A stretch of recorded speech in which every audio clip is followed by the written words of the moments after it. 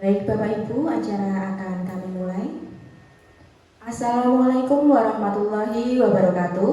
Waalaikumsalam warahmatullahi wabarakatuh. Selamat siang dan salam sejahtera untuk kita semua. Yang kami hormati Kepala SD Negeri Kaliwungu 05, Ibu Ina Supriyati SPD SD. Yang kami hormati Bapak Ibu Guru serta karyawan SD Negeri Kaliwungu 05. Puji syukur kehadirat Tuhan Yang Maha Esa atas limpahan rahmat dan karunia-Nya sehingga kita dapat berkumpul di ruang kelas 5 ini dalam suasana yang hangat dan penuh semangat. Pada hari ini, tanggal 21 Agustus 2024, kita akan mengikuti serangkaian acara diseminasi budaya positif. Sebelum acara dimulai, perkenankan saya membacakan susunan acara pada siang hari ini. Pertama, pembukaan. Kedua, menyanyikan lagu kebangsaan Indonesia Raya. Ketiga, sambutan. Keempat, pemaparan diseminasi budaya positif. Kelima, testimoni. Dan yang keenam, penutup. Baik Bapak Ibu, mari kita buka acara pada siang hari ini dengan berdoa sesuai dengan agama dan kepercayaan masing-masing. Berdoa disilakan.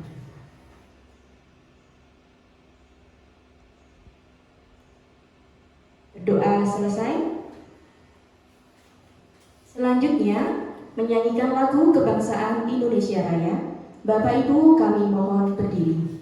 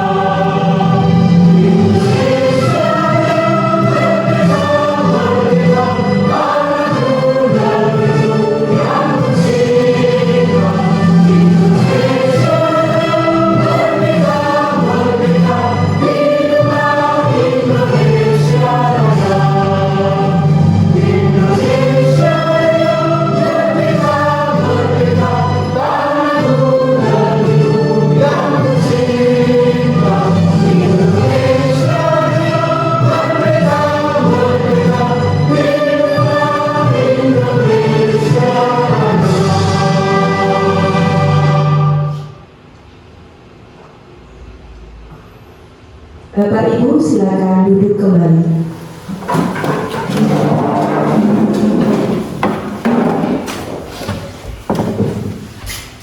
Acara yang ketiga, sambutan dari Kepala SD Negeri Kaliwungu 05, Ibu Ina Supriyati SPD SD. Kepada beliau disilakan.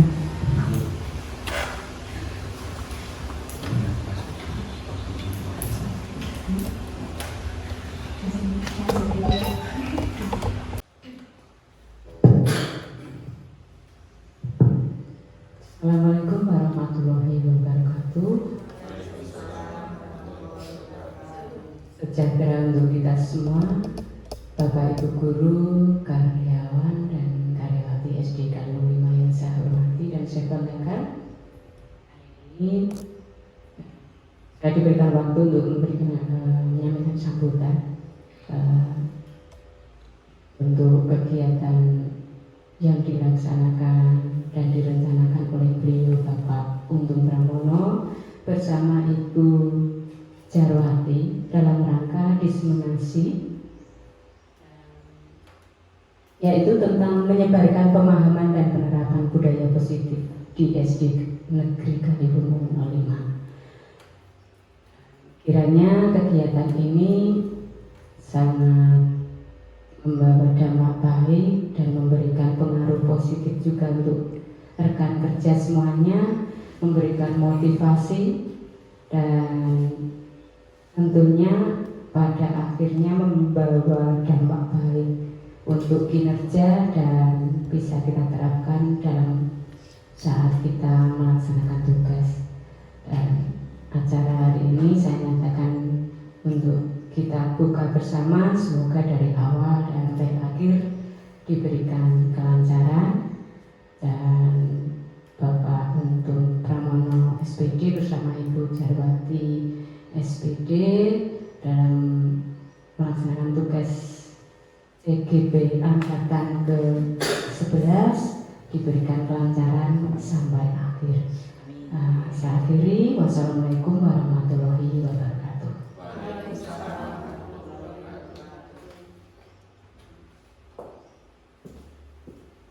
Terima kasih atas sambutan dari Kepala SD Negeri Kaliwungu 05 yaitu Ibu Ina Supriyati SPD SD.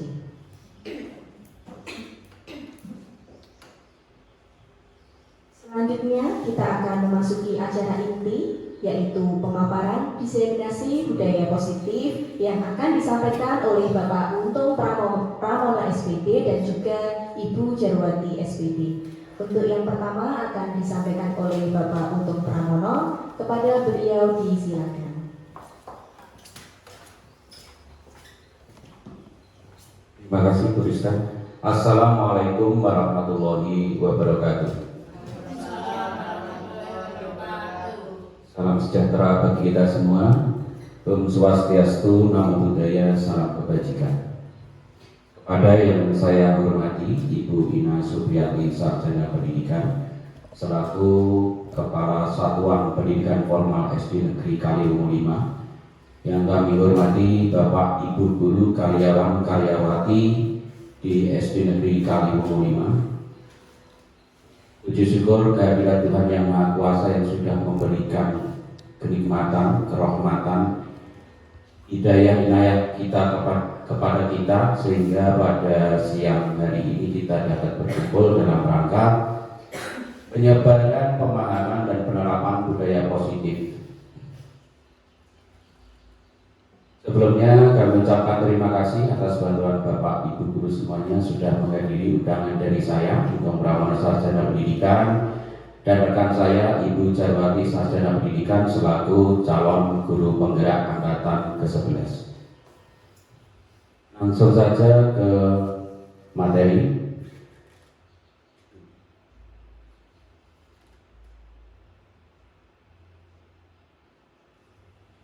Pada kesempatan kali ini kami akan melakukan pembiasan tentang budaya positif. Tapi sebelum dimulai pemaparan kali ini, saya yakin Bapak Ibu Guru pastinya capek karena seharian sudah setengah hari sudah bekerja mengajar dengan sabar kepada peserta didik, sudah melayani dengan baik peserta didik. Maka pada kesempatan kali ini yang pertama kita akan senyum selama 30 detik. Kami mohon berdiri dulu, monggo silakan berdiri. Kita akan merefresh dulu, semangat kita. Kita bersama-sama akan senyum selama 30 detik, tapi senyumnya berhadapan dengan teman sebelahnya. Monggo cari pasangan sendiri-sendiri, saling menatap. 1, 2, 3, silakan. Ada tema mungkin bicara lagi. Jangan, memang awalnya seperti terpaksa, mungkin seperti itu Bu. Kalau sudah terbiasa terpaksa nanti akan melakukan dengan sukarela dan suka hati. Ya, sudah 30 detik. Terima kasih, tepuk tangan buat kita semuanya. Mungkin ini bisa dilakukan di kelas Bapak Ibu Guru juga kalau pas anak-anak sudah siang, sudah kecapean, sudah mulai penat dan bosan dengan kegiatan yang pembelajaran mungkin bisa sedikit kalau diberikan suruh senyum-senyum sama temannya, sekaligus meningkatkan keeratan pertemanan mereka. Lanjut bicara. Untuk yang selanjutnya, di sini ada kesepakatan di forum diseminasi. Untuk kesepakatan di sini sudah saya beri kalimat pemantik. Ada 2 kalimat pemantik. Untuk yang pertama, menghargai siapapun. 2, aktif kolaboratif. Mungkin ada 2 atau 3 atau berapa Bapak Ibu yang mau menambahkan untuk kesepakatan forum diseminasi kita kali ini agar dapat berjalan dengan lancar. Monggo, mungkin ada, silakan. Mungkin ada ide di forum diseminasinya kita harus bagaimana. Ini kita pembiasaan kalau kita di kelas melakukan kesepakatan kelas, maka di diseminasi kita mencoba membuat kesepakatan dalam diseminasi. Mungkin Pak Isna.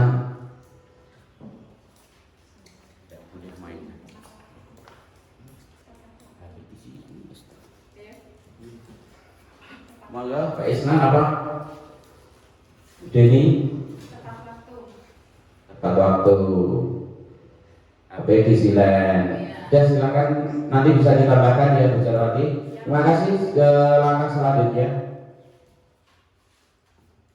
Pada pengantar kali ini tentang penerapan budaya positif yang paling teringat, paling membekas dalam benak kami calon guru penggerak adalah tentang teori dari Bapak Pendidikan kita Ki Hajar Dewantara. Beliau mengumpamakan sekolah ini sebagai sebuah kandang tempat persemaian bibit.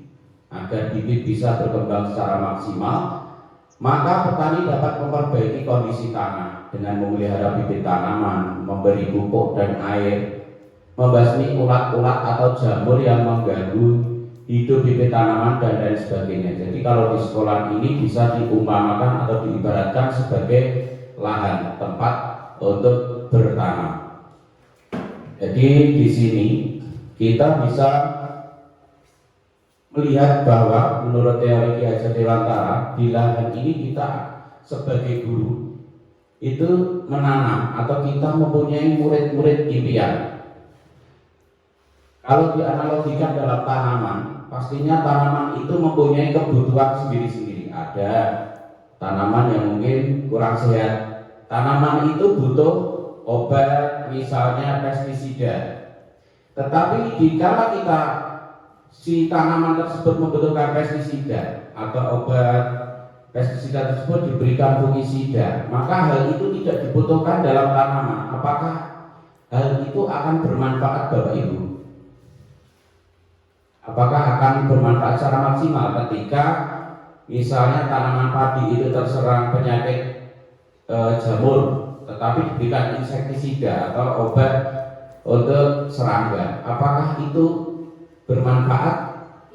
Tidak ada linearitas. Jadi tanaman padi atau yang kita analogikan sebagai peserta didik itu mempunyai kebutuhan belajar sendiri, atau dalam pendidikan dikatakan bahwa pembelajaran berdiferensiasi.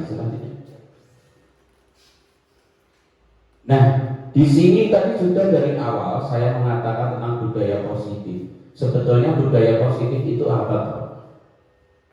Menurut dalam teori, budaya positif ini adalah nilai dan kebiasaan baik di sekolah yang berpihak kepada murid agar mereka dapat berkembang menjadi mandiri dan bertanggung jawab sesuai dengan profil pelajar Pancasila.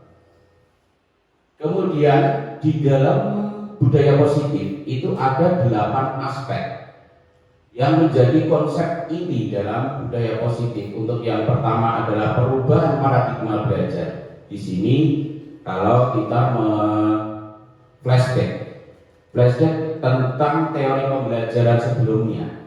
Kalau teori pembelajaran yang terdahulu itu saya masih ingat betul bahwa pembelajaran kita itu di awal dulu itu adalah pembelajaran dengan student centered atau berpusat teacher centered atau berpusat pada guru. Tetapi kali ini di pembelajaran kali ini adalah paradigmanya sudah berubah, sudah bergeser menjadi student centered atau sudah berpusat pada siswa. Hal ini dalam pembelajaran itu yang tadi sudah saya sebutkan sebagai berdiferensiasi.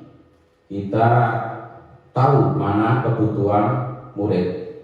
Di situ ada diferensiasi, ada 3 diferensiasi: proses, konten, proses, dan produk. Kemudian ada lagi nanti juga akan kami paparkan. Di sini ada disiplin positif, nilai-nilai kebajikan, kebutuhan dasar manusia, motivasi perilaku manusia, posisi kontrol guru, keyakinan kelas, dan segitiga restitusi. Di sini nanti saya akan bergantian dengan Ibu Jarwati untuk memaparkan materi. Sekarang ini kami dapat di dalam LMS di kegiatan modul belajar 1.4 di awal-awal kami buka LMS itu kami mendapatkan materi seperti ini Bapak Ibu. Cobalah buka, coba Anda bayangkan bahwa Anda menyimak sesuatu yang sangat berharga di kepala tangan Anda. Monggo dicoba. Kita seakan-akan memegang tangan kita, di dalam tangan kita, kepala kita ini ada sesuatu benda, dan ini benda ini sangat berarti sekali bagi kehidupan kita. Kemudian jika kita benar-benar melindungi barang yang sangat berharga ini dari kepala tangan kita, ada orang yang ingin membujuk, ingin memiliki, ingin menghardik dengan mengintimidasi, bahkan memarahi, menggoda, menggelitik kita, bahkan menawari kita uang, menawari kita sesuatu yang mungkin juga berharga bagi kita. Apakah Anda akan bersedia membuka kepala tangan kita dikala ini adalah sesuatu yang paling bermakna dan paling berharga bagi kita? Tidak. Karena sesuatu yang sangat berharga bagi hidup kita itu, kalau kita analogikan di sekolah, adalah kewajiban kita sebagai pendidik adalah seorang murid. Kita akan melindungi dia. Tugas kita sebagai seorang pendidik, kita akan menghantarkan mereka kepada visi impian murid kita. Kita akan memberikan mereka karakter-karakter dalam profil pelajar Pancasila. Silahkan. Tadi perubahan paradigma belajar. Pembelajaran dengan paradigma baru merupakan pembelajaran yang dirancang berdasarkan prinsip pembelajaran berdiferensiasi. Pembelajaran sesuai dengan karakteristik siswa, karena siswa itu memiliki beberapa karakteristik belajar, kebutuhan belajar, motivasi dalam belajar, dan belajar apa yang paling mereka sukai, karakteristiknya semacam apa, itu berbeda-beda di antara satu siswa dengan siswa lainnya di dalam kelas kita.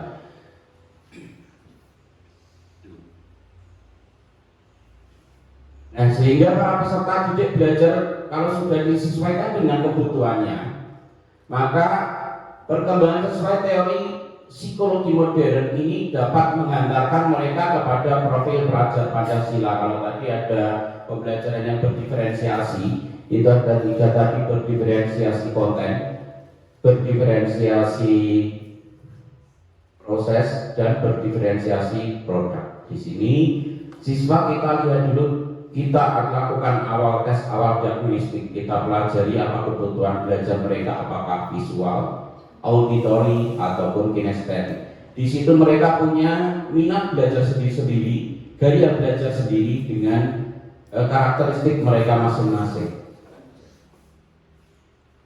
Kemudian setelah itu ada lagi yang namanya teori kontrol. Ini dikemukakan oleh Dr. William Glasser. Ini ada ilusi guru mengontrol murid. Dalam hal ini, murid itu membuka diri untuk dikontrol oleh guru. Kita memancing memberikan ilusi. Kemudian ada lagi ilusi bahwa semua penguatan positif efektif dan bermanfaat. Kemudian ilusi bahwa kritik dan membuat orang merasa bersalah dapat menguatkan karakter. Ilusi bahwa orang dewasa memiliki hak untuk memaksa, yang mungkin akan berakibat pada pertikaian ataupun dendam. Kemudian lanjut tuh. Nah, di sini adalah disiplin positif. Disiplin berasal dari kata disiplina yang artinya belajar. Disiplin mengacu pada disiplin diri yang memiliki tanggung jawab terhadap apa yang dilakukannya berdasarkan nilai-nilai yang mereka yakini. Disiplin positif merupakan penerapan disiplin tanpa imbalan atau penghargaan dan ancaman atau hukuman sehingga yang menumbuhkan motivasi dalam diri murid. Begitu juga mungkin berlaku bagi kita semua, bagi Bapak Ibu guru. Ketika kita bekerja, ketika kita berangkat dari rumah, mungkin Bapak Ibu guru sudah ada motivasi dari rumah. Ada 3 motivasi di situ. Yang pertama, mungkin karena terpaksa atau takut kena hukuman.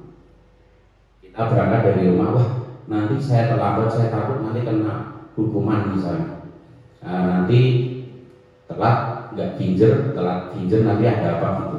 Kemudian ada lagi karena ingin merasa dihargai atau penghargaan. Saya tak berangkat pagi, saya kerjanya ini berangkatnya pagi sekali karena saya pengen dipuji oleh pimpinan misalnya. Yang ketiga, ini adalah yang paling baik karena motivasi tadi. Yang kedua tadi adalah motivasi dalam bentuk ekstrinsik atau dari luar, eksternal. Kemudian yang ketiga adalah tentang motivasi dari internal atau dari dalam diri, yakni dari kesadaran. Nilai-nilai kebajikan ini adalah nilai yang disepakati bersama, lepas dari suku bangsa, agama, bahasa maupun latar belakangnya. Di situ ada jujur, mandiri, peduli, toleransi yang pada akhirnya daya penting dari nilai-nilai kebajikan tersebut juga tetap akan bermuara pada 6 karakter dalam profil pelajar Pancasila. Ini adalah tujuan muara dari tujuan kita menyiapkan peserta didik agar peserta didik berkarakter sesuai dengan profil pelajar Pancasila, baik itu beriman bertakwa kepada Tuhan Yang Maha Esa dan berakhlak mulia. Kemudian mandiri, berkebinekaan global, bergotong royong, kreatif, bernalar kritis. Yani tentang kebutuhan dasar manusia. Setiap orang pastinya punya kebutuhan dasar. Mungkin ibu-ibu atau bapak-bapak mempunyai kebutuhan dasar. Kebutuhan yang paling diinginkan itu sebetulnya kebutuhan panjenengan sedaya itu. Kebutuhan akan apa? Mungkin kebutuhan akan pendidikan. Oke. Mbak Deni, kasih sayang. Kebutuhan akan kasih sayang. Oke, boleh juga kebutuhan akan kasih sayang. Mungkin ada lagi kebutuhan akan ekonomi. Oke, ekonomi di masuk juga boleh. Pak Koko mungkin ada kebutuhan apa Pak Koko?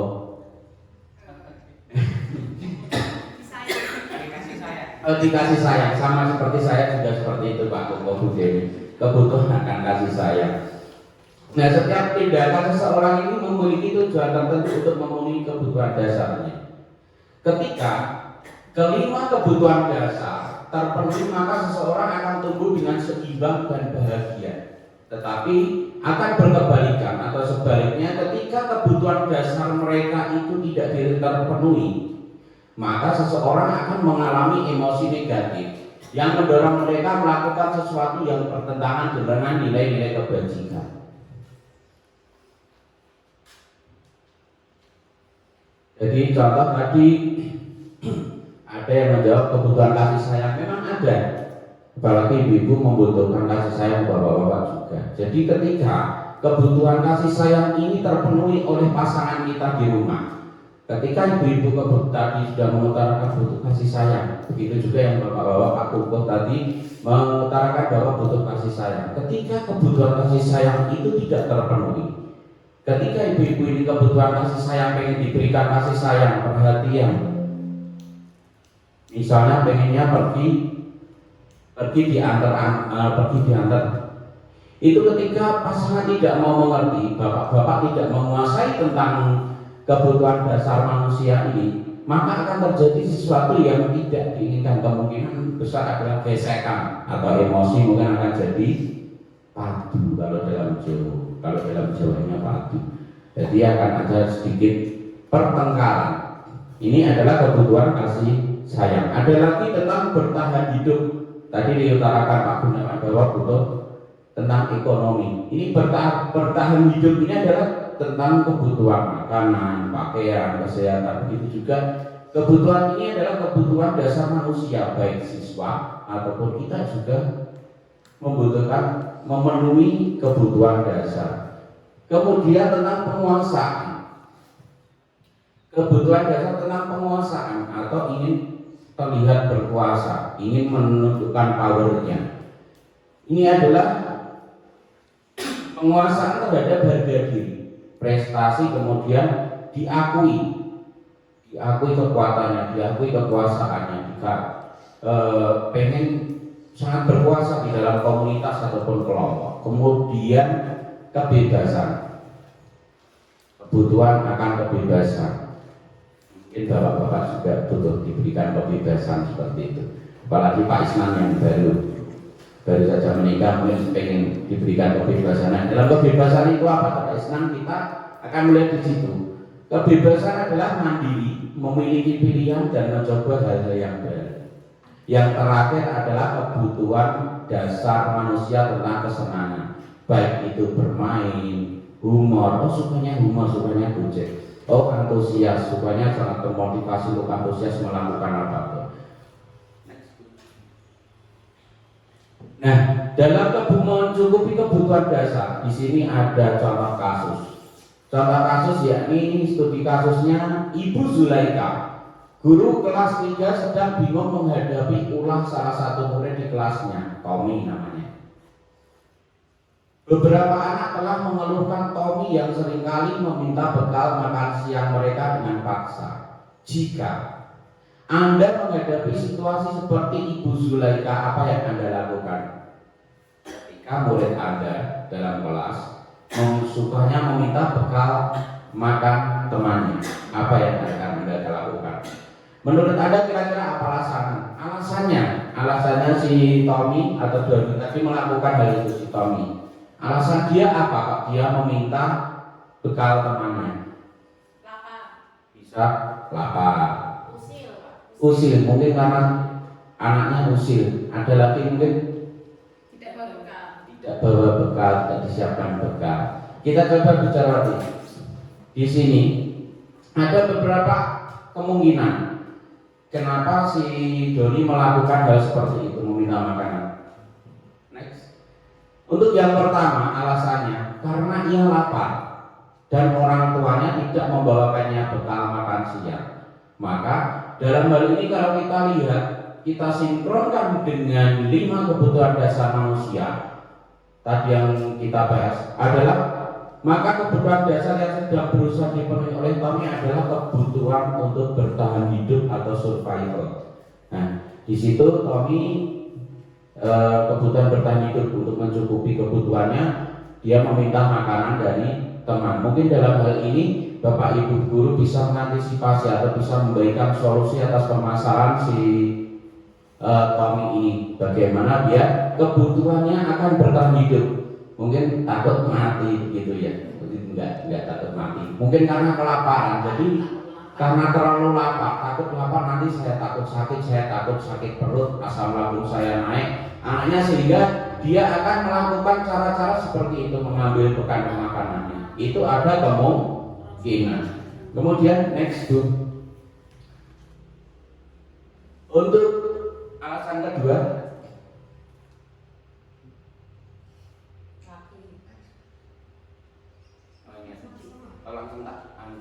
ya, karena alasan Tommy itu atas dasarnya ingin terlihat berkuasa. Karena temannya jadi dia takut dengan dia dan menuruti keinginannya. Jadi sebetulnya Tommy ini sedang memenuhi kebutuhan dasarnya, ingin berkuasa, ingin merasa powerful di dalam kelasnya. Mungkin dalam hal ini kita semua bisa mengantisipasi atau bisa juga memberikan solusi. Dalam hal ini mungkin kita bisa memberikan tugas-tugas atau pos-pos penting dalam kelas agar dia merasa bisa mengekspresikan si Tommy itu, biar dia mempunyai kekuasaan. Nanti kita akan lebih mudah untuk menggiring dia ke arah-arah yang positif di saat kebutuhan dasarnya dapat terpenuhi. Next. Kemudian alasan yang selanjutnya, mungkin karena dia merasa bosan dengan bekal makanan yang dibawakan ibunya dari rumah, karena itu saja dari sama ibunya. Karena ibunya membawakan bekal yang sama, karena itu dia ingin mencoba makanan teman-temannya yang beraneka ragam. Maka Tommy sudah berusaha memenuhi kebutuhannya akan kebebasan. Dan yang alasan terakhir ada kemungkinan lagi karena dia iseng, tadi Barista mengutarakan iseng usil. Dan dia menikmati ekspresi wajah teman-temannya yang kesal. Jadi kalau temannya itu kesal, temannya itu cenderung nguring, marah, itu dia malah bahagia. Dia senang, merasakan kesenangan seperti itu. Memang senang usil, senang jaya. Nah, maka berarti Tommy sedang berusaha memenuhi kebutuhannya akan kesenangan.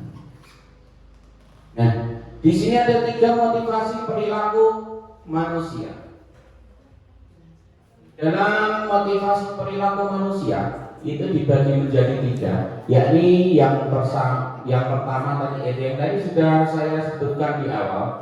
Kita analogikan ketika kita akan berangkat bekerja seperti apa. Yang pertama, untuk menghindari ketidaknyamanan atau hukuman. Saya nggak nyaman sama teman-teman.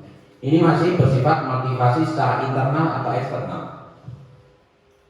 Motivasi perilaku dia ini hanya untuk menghindari hukuman, ketidaknyamanan. Ini motivasi dari eksternal atau internal? Dari eksternal, karena itu asalnya dari luar. Nah, contohnya tadi kalau kita berangkat misalnya, kita takut, kita berkeruh atau kita tidak nyaman dengan teman-teman kalau berangkat siang. Pada akhirnya kalau kita bekerjanya seperti itu, ada kemungkinan besar bahwa kita tidak akan bisa continue dalam melaksanakan tugas ini. Kita misalnya harusnya berangkat jam 7 kurang.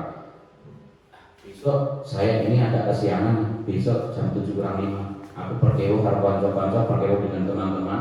Saya takut dapat hukuman, saya takut nanti wali murid melihat saya berangkat kesiangan. Saya berangkatnya besok setengah 7. Maka hal semacam ini untuk mencari kontinuitas itu akan sedikit sulit. Kemudian yang kedua, untuk mendapatkan imbalan atau penghargaan, baik penghargaan dari material ataupun non material.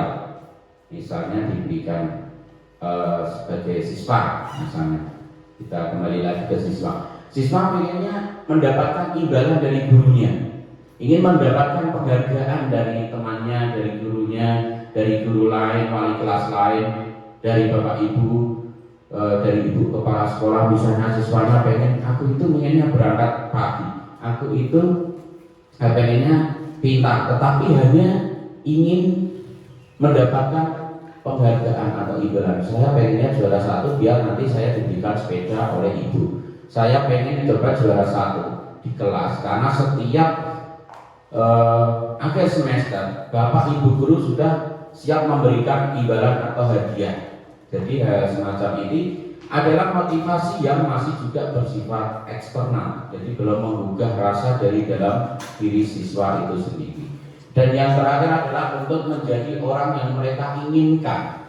Apa yang memang jiwanya, apa yang memang dia ekspresikan itu sesuatu yang bisa tertanam dalam hati sanubarinya. Ini adalah motivasi yang paling tinggi, adalah motivasi dari internalnya. Jadi motivasi perilaku manusia tadi. Next, Bu. Ya, terima kasih untuk pemaparan selanjutnya, pembiasan tentang budaya positif. Di materi selanjutnya Bu Jarwati akan meneruskan. Silakan Bu Jarwati. Terima kasih Bapak Pramono. Ibu-ibu masih semangat Ibu-ibu, Bapak-bapak semuanya? Masih semangat? Ya, masih semangat. Coba sekarang kita akan tepuk semangat dulu ya. Tepuk semangat. Semangat.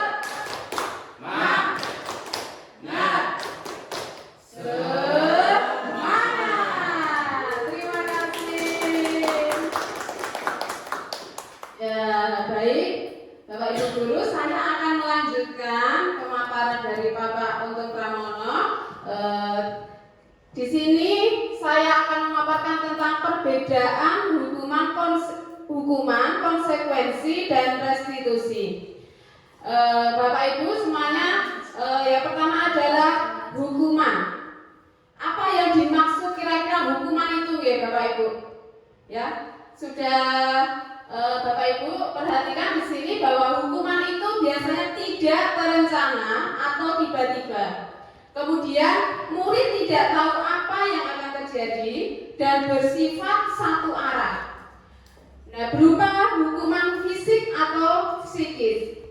Tetapi kalau konsekuensi di sini adalah biasanya terencana atau disepakati sesuai peraturan. Kemudian murid tetap dibuat tidak nyaman. Kemudian sikap guru selalu memonitor murid.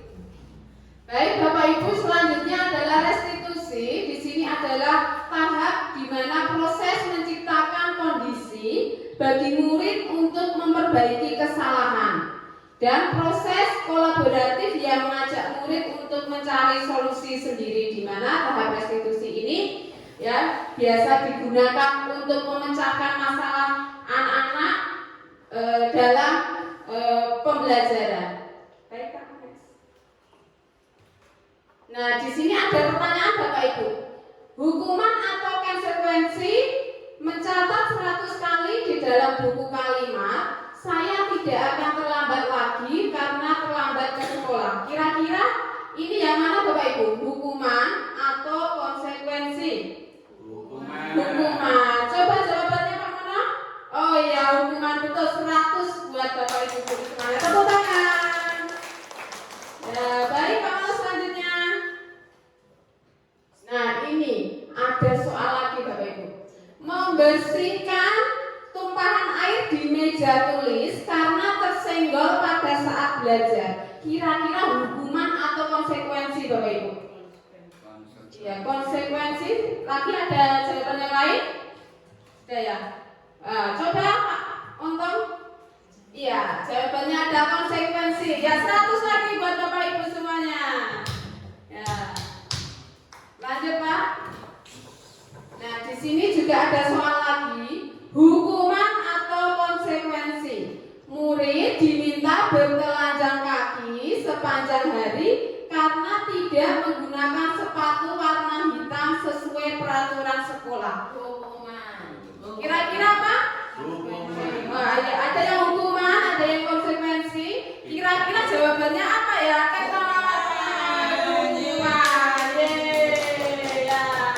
Hukuman jawabannya. Lanjut Pak. Nah, baik Bapak Ibu, di sini dihukum oleh penghargaan. Nah, penghargaan itu bisa penghargaan yang tidak efektif, penghargaan merusak hubungan, kemudian penghargaan mengurangi ketepatan, kemudian penghargaan menurunkan kualitas, dan penghargaan mematikan kreativitas, dan penghargaan menghukum. Jadi Bapak Ibu, di sini dihukum oleh penghargaan itu ada berbagai macam. Nah, di sini yang pertama itu tidak efektif. Penghargaannya itu tidak efektif, kemudian merusak hubungan, kemudian mengurangi ketepatan, menurunkan kualitas, dan mematikan kreativitas serta menghukum. Baik Bapak Ibu, saya lanjutkan, yaitu 5 posisi kontrol restitusi. Yang pertama adalah guru sebagai penghukum, guru sebagai pembuat merasa bersalah, guru sebagai teman, guru sebagai pemantau, dan guru sebagai manajer. Yaitu yang selanjutnya adalah 5 posisi kontrol restitusi, yaitu guru sebagai penghukum, guru sebagai pembuat merasa bersalah, guru sebagai teman, guru sebagai pemantau, dan guru sebagai manajer. Nah, Bapak Ibu, di sini 5 posisi kontrol. Yang pertama adalah penghukum. Nah, di sini guru berbuat menghardik, menunjuk-nunjuk, menyakiti, dan menyindir. Kemudian guru juga berkata, kalau kamu tidak melakukannya, awas ya, rasakan. Contohnya penghukum itu seperti itu Bapak Ibu. Kemudian hasilnya adalah memberontak, menyalahkan orang lain dan berbohong. Kemudian pembuat bersalah itu biasanya berceramah, terus seharusnya ibu itu kecewa, kamu begini. Nah, itu adalah contoh pembuat rasa bersalah. Kemudian murid ya meletakkan guru di dalam dunia berkualitas, kemudian merasa rendah diri. Kalau teman di sini contohnya adalah membuat alasan-alasan untuk muridnya. Ayolah, masa kamu tidak kasihan sama bu guru? Masa kamu tidak mau? Nah, tolong bantu ibu lah. Seperti itu adalah posisi kontrol yang sebagai teman. Kemudian pemantau di sini seorang guru menghitung dan mengukur apa peraturannya. Kemudian berapa banyak bintang yang harus diperoleh, berapa halaman yang harus saya tulis. Itu adalah contoh guru sebagai pemantau. Kemudian manajer. Nah, posisi kontrol yang sebagai manajer ini adalah mengajukan pertanyaan-pertanyaan. Contohnya begini Bapak Ibu. Apa yang kita yakini? Apa yang bisa kau kerjakan untuk memperbaiki masalah ini? Kemudian menguatkan pribadi. Kemudian murid meletakkan dirinya sebagai individu yang positif dalam dunia. Kemudian bagaimana caranya bisa memperbaiki keadaan, kemudian mengevaluasi diri, dan bagaimana cara memperbaiki diri. Ini adalah tahapan 5 posisi kontrol. Lanjut Pak. Nah, Video ini akan menampilkan 5 adegan interaksi guru dan ya. Baik, Bapak Ibu guru Silakan mohon untuk dan disimak. menyaksikannya.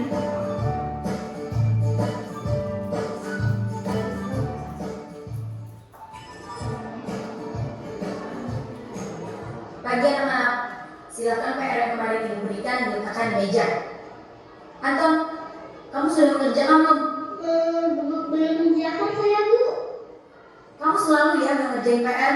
Sekarang kamu duduk di depan, lalu tulis. Saya berjanji tidak akan mengulangi lagi.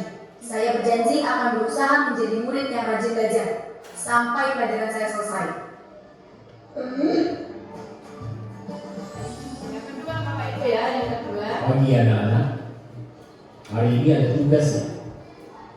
Ada yang belum mengerjakan? Anton, kamu sudah mengerjakan? Belum Pak. Kamu nggak ngerjain tugas ya? Kamu mau jadi apa nanti? Kamu lihat sekolah nggak sih? Coba bayangkan orang tuamu betapa kecewanya sama kamu. Kamu itu sudah kelas 5. Harusnya bertanggung jawab sama dirimu sendiri. Yang ketiga Bapak Ibu, posisi kontrol yang ketiga. Ya udah, nanti jangan diulangi lagi ya. Kalau kamu rajin, ibu senang lihatnya.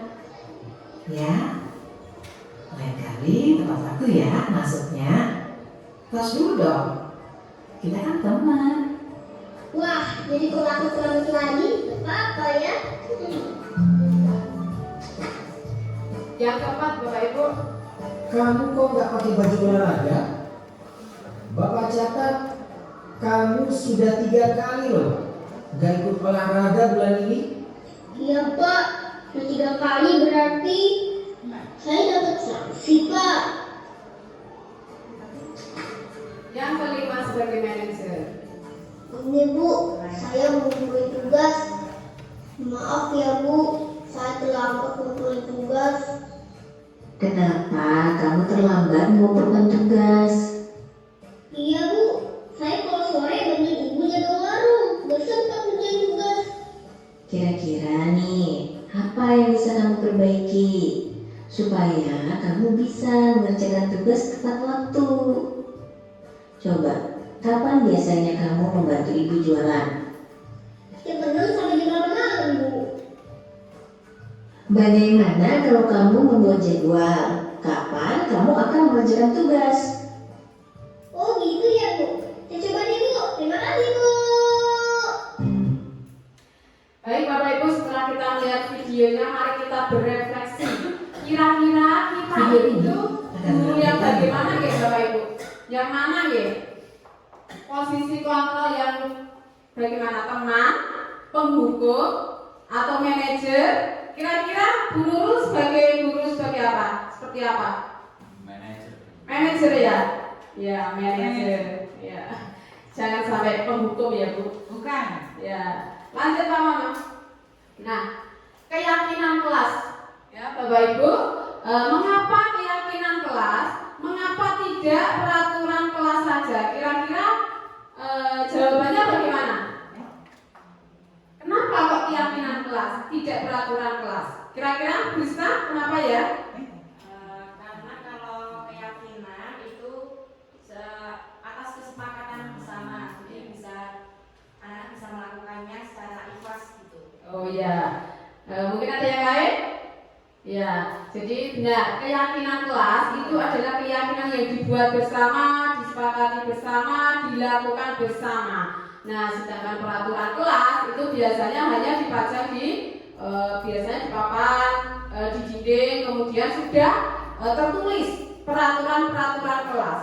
Terus sehingga anak-anak harus mengikuti peraturan-peraturan tersebut. Lanjut teman-teman. Baik. Keyakinan kelas itu merupakan nilai-nilai kebajikan universal yang disepakati secara tersirat dan tersurat.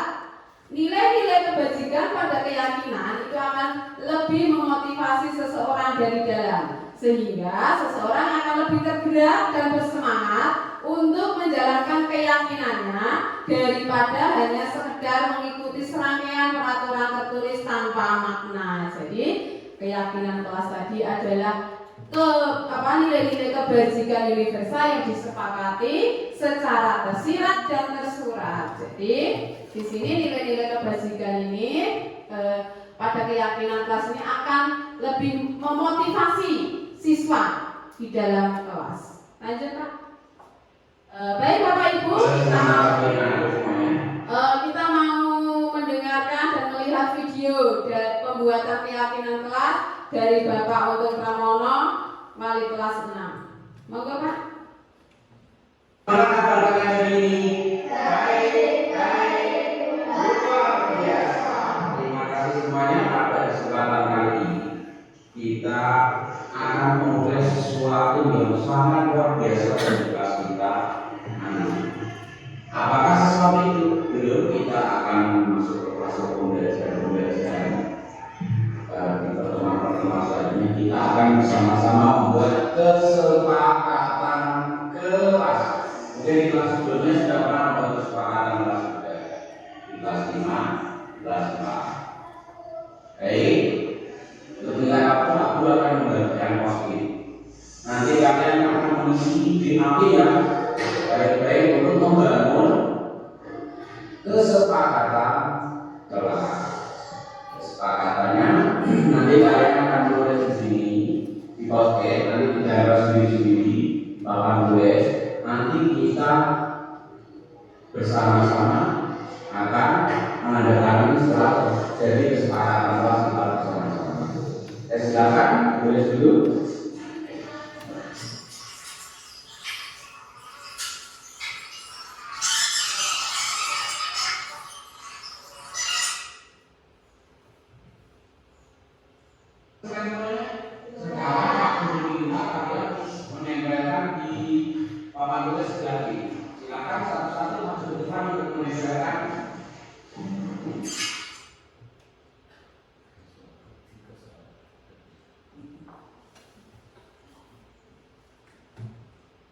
Kesepakatan kelas ini kita akan review kembali. Aku tuliskan apa saja yang bisa kita sepakati bersama itu dijadikan keyakinan kelas. Yang pertama dari Joni mengusulkan 1, tidak boleh mencontek saat bungkus sejajar. Kita tes dulu. Tidak boleh mencontek.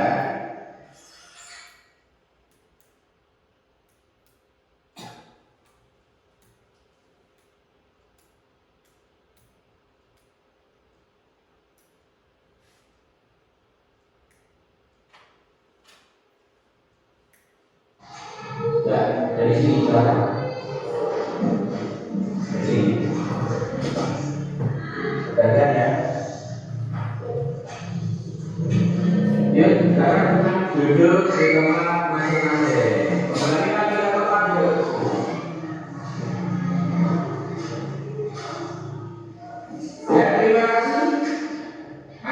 didik kalian, harapan kalian, keinginan kalian menciptakan kelas impian kalian, kelas impian Pak Guru juga. Kesepakatan kelas ini sangat penting.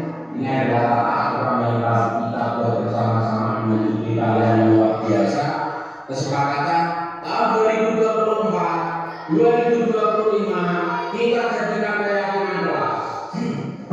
Dengan ini kita tetapkan bersama dengan kata-kata kita lakukan, kita rasakan dan kita sepakati bersama-sama.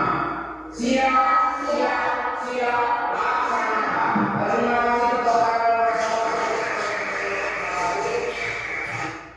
Nah, demikian adalah video pembuatan keyakinan kelas dari Bapak Utuh Pramono. Bapak Ibu, di sini keyakinan kelas yang dibuat oleh Bapak Utuh Pramono yaitu tentang bekerja sama menjaga kebersihan kelas, saling peduli menghargai dan membantu sama lain, menjaga dan meletakkan barang sesuai tempatnya, tepat waktu dan aktif di kelas serta mengerjakan tugas tepat waktu. Demikianlah ini keyakinan kelas dari Bapak Utuh Pramono kelas 6. Selanjutnya Bapak. Baik. Di sini juga ada video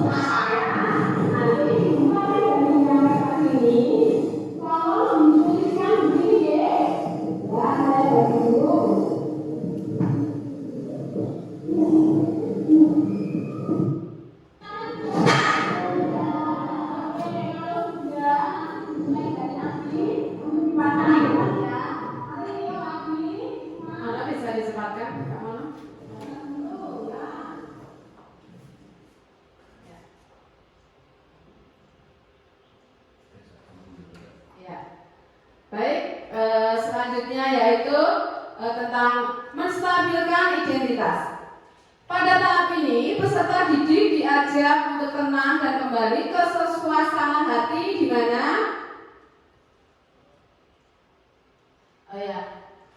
saya lanjutkan ke Bapak Ibu di mana Oke. Baik.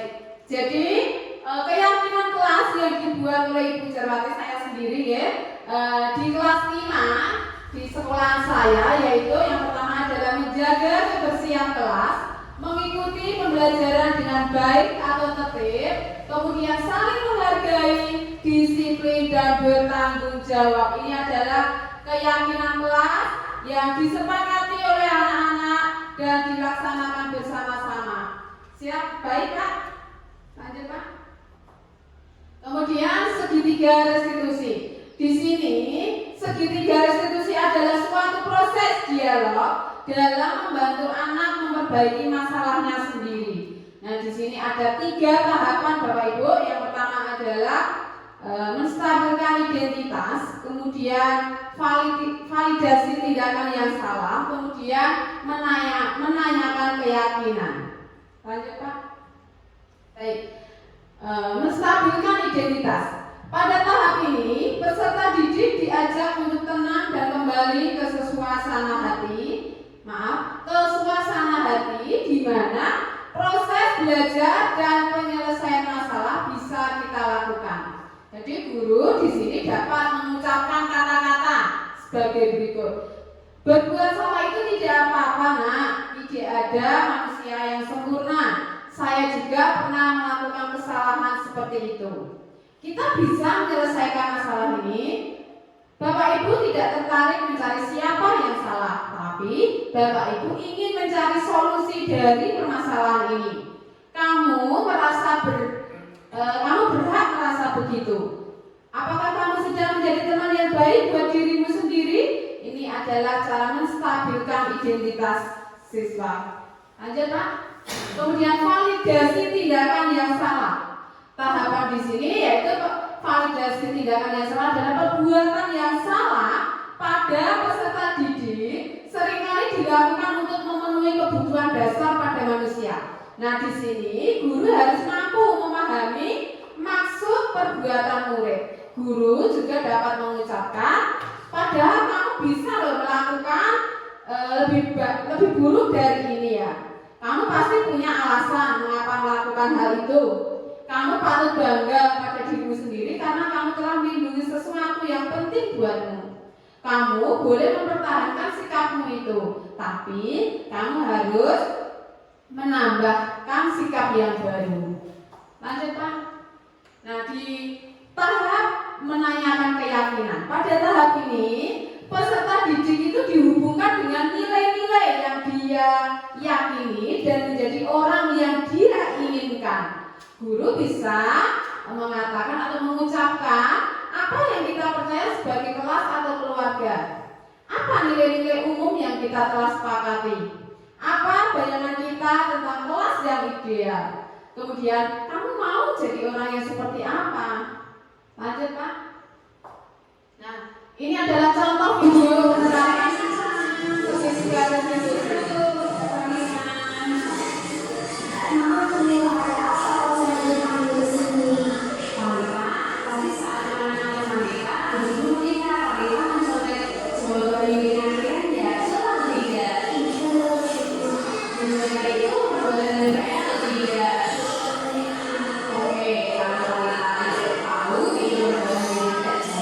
Menurut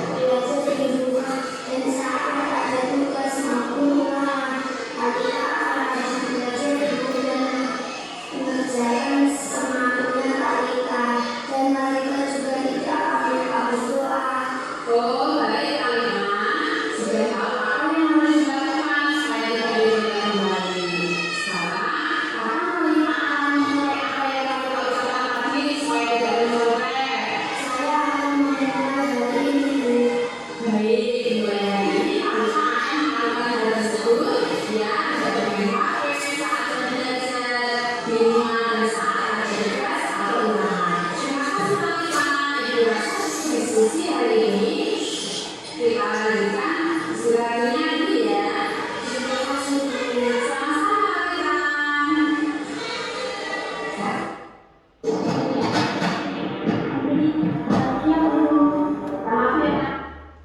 Baik Bapak Ibu orang tua, itu adalah contoh video penerapan diskusi dan restitusi. Menemukan solusi tentang kesalahan dan kesalahan, yaitu nilai kejujuran, jujur dalam segala hal. Saya tidak akan menyodorkan dan tidak bermain HP saat jam belajar di rumah dan saat ada tugas atau kekurangan. Terima kasih ujian kali ini. Baik, ini adalah video penerapan segitiga restitusi tentang anak yang mencontek saat ulangan. Kemudian anak ini mengakui kesalahan dan ingin memperbaikinya dengan cara anak ini tidak akan bermain HP lagi. Lanjut Pak. Ini adalah video penerapan segitiga restitusi dari Bapak Untuk Pramono. Sini saya akan memberikan pengertian dari sebuah restitusi. Menurut dosen Abdul Iman, restitusi adalah proses menciptakan kondisi bagi murid untuk memperbaiki kesalahan mereka, sehingga mereka bisa kembali kepada kelompok mereka dengan karakter yang kuat. Restitusi bukan untuk menebus kesalahan. Restitusi adalah sebuah tawaran dan bukan paksaan. Restitusi fokus pada solusi dan dapat mengembalikan murid yang berbuat salah pada kelompok. Di sini ada pun langkah-langkah dalam segitiga restitusi. Untuk yang pertama adalah kita harus bisa menstabilkan identitas dari siswa itu sendiri. Kemudian yang kedua adalah validasi tindakan yang salah. Validasi tindakan yang salah dari apa yang sudah diperbuat oleh mereka. Kemudian yang ketiga, langkah terakhir adalah menanyakan keyakinan. Berikut adalah contoh kasus yang terjadi di kelas saya dan saya menerapkan segitiga restitusi. Yang bagi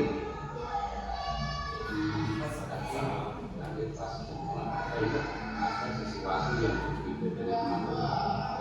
Apa itu? Karena kenapa?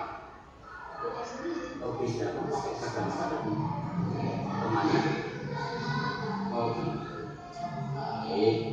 tadi aku mengakhirkan tadi kesini pengen ngobrol dan ingin ada sesuatu yang dibicarakan oleh guru terkait tadi iklan itu lupa kata makanan seperti itu.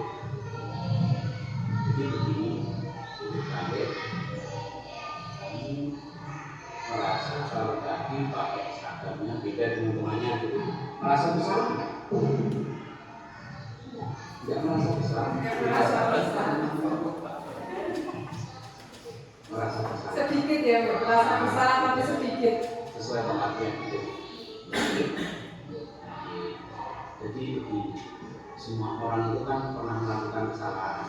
Kita lihat dari salah satu itu juga guru itu yang penuh itu bersih-bersih di musola itu juga pernah melakukan kesalahan. Teman-teman siswanya juga pernah melakukan kesalahan. Semua orang itu pernah melakukan kesalahan. Itu juga kemudian melakukan kesalahan yang sangat menimbulkan aku juga ingat terus juga sempat pernah itu melakukan kesalahan kelas berapa itu ini pernah waktu juga salah pakai seragam. Jadi kamu sudah merasa bersalah dulu ya. Sekarang aku pengen tarik sampai itu sampai tidak bawa seragam. Oh, belum dicuci. Biasanya yang mencuci bajunya balik siapa? Ya kadang kita lihat kadang ibu sebetulnya Banglet sudah bisa itu sendiri. Mungkin ada miskomunikasi di sini ya. Mungkin menurut Banglet sudah dicuci itu, menurut Ibu sudah dicuci Banglet itu mungkin. Banglet itu udah keras. Saya di sini bangga sama Banglet. Mas SD juga sudah cuci sendiri. Jadi mungkin anak-anak lebih baiknya kalau yang mencuci itu sebetulnya tugasnya siapa? Iklannya tadi ya. Merasa gede besar ya. Tadi juga di Banglet sampai salah pakai seragam. Masih ingat keyakinan kelas yang kita buat? Dalam seragam bagaimana? Seragam berjaga gitu ya, maksudnya dari apakah dengan tindakan Banglet tadi menyalahi keyakinan kelas kita? Di sini Banglet punya solusi untuk itu. Ya, besok kita terjadi lagi. Kita ketemu belum ketemu. Kalau seumpama ini kita bersama ya, kalau mencucinya itu yang seragam itu Banglet sendiri mengusahakan setiap seragam itu dicuci yang mencuci Banglet sendiri biar miskomunikasi lagi gimana? Bersedia? Berarti mulai sekarang dan seterusnya nanti yang mencuci seragam Banglet sendiri itu ya. Banyak kan harus ingat juga sih bekerja dia nggak lupa lakukan. Kalau apalagi olahraga pakai seragam olahraga kan nggak nyaman olahraga gitu ya, nggak enak. Temannya bisa berat dengan leluasa, kamu akhirnya beratnya tidak leluasa. Jadi solusinya mulai sekarang dan seterusnya mencuci seragam sendiri, menyiapkan seragam sendiri. Malam melihat jadwal mau seragam, tapi kemarin belum sempat dicuci mungkin karena ada miskomunikasi antara adik-adik dengan ibu. Tapi nggak usah berkucing lagi, nggak apa-apa. Karena tadi Pak Ibu juga bilang bahwa semua orang tetap melakukan kesalahan. Jadi kalau bisa besok jangan sampai terulang, jangan melanggar dengan kelas lagi begitu ya. Kita ketemu solusinya. Sudah tahu apa yang akan kita lakukan. Ya, terima kasih. Silakan kembali ke kelompok. Selamat siang, perkenalkan nama saya Dian Basmajira.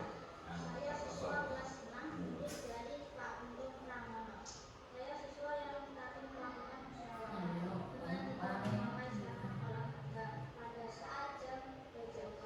Di sini saya menemukan solusi dalam masalah seperti saya. Saya tidak dimarahi oleh Pak Untung Pramono. Di sini kita berdiskusi lewat sidang restitusi untuk cari solusi dari permasalahan saya. Saya merasa dihormati dan disayangi. Saya tidak dimarahi oleh Pak Guru. Akan tetapi saya diajak mencari solusi.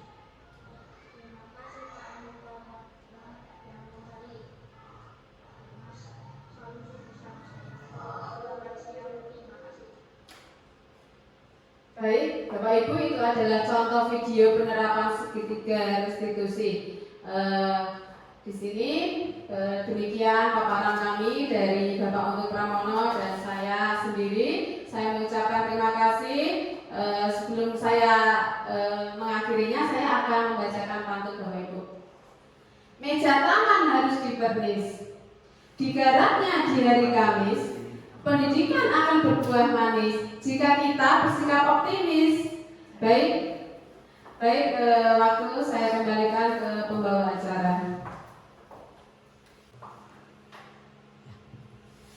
Terima kasih kepada Bapak Untung Pramono dan juga Ibu Jarwati atas pemaparan tentang budaya positif tadi. Semoga ke depan kita bisa menerapkan budaya positif ini di sekolah kita. Acara selanjutnya adalah testimoni dari Bapak Ibu Guru yang akan disampaikan oleh Ibu Sujatmi SPD. Kepada beliau disilakan.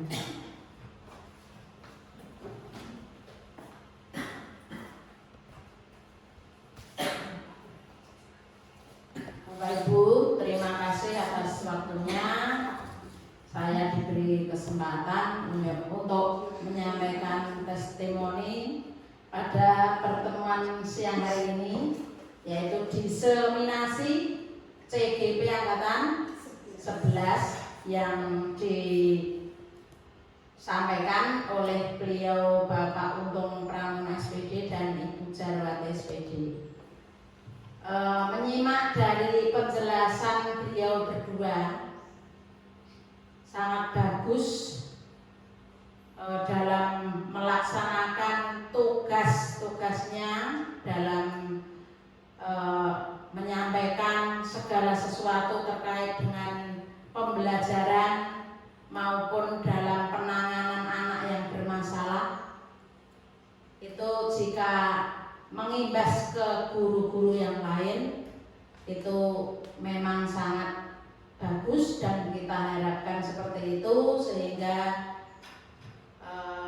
mutu atau pendidikan di SD Negeri Kaliwungu 5 yang kita miliki, kita cinta ini dapat sukses berjalan dengan baik sesuai dengan harapan bangsa dan negara, yaitu memajukan pendidikan, mutu pendidikan di negeri kita Indonesia yang seutuhnya. Terima kasih, kami berdoa supaya beliau berdua dapat menjalankan tugas sampai akhir nanti, sampai selesai. Amin. Dapat berjalan dengan baik, lancar, sukses, memperoleh hasil yang terbaik dan dapat diaplikasikan dalam tugas sehari-hari sehingga benar-benar berdampak positif bagi kalangan SD Negeri Kaliwungu 5 pada khususnya dan di Kecamatan Kaliwungu pada umumnya. Sekian, terima kasih. Wassalamualaikum warahmatullahi wabarakatuh. Waalaikumsalam.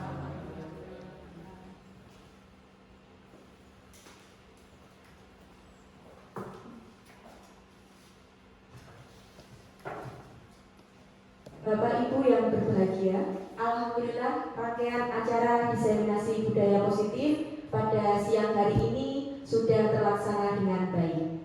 Kita sudah mendapat pengalaman berharga dari praktik baik yang telah dilakukan oleh Bapak Untung Pramono dan juga Ibu Jarwati.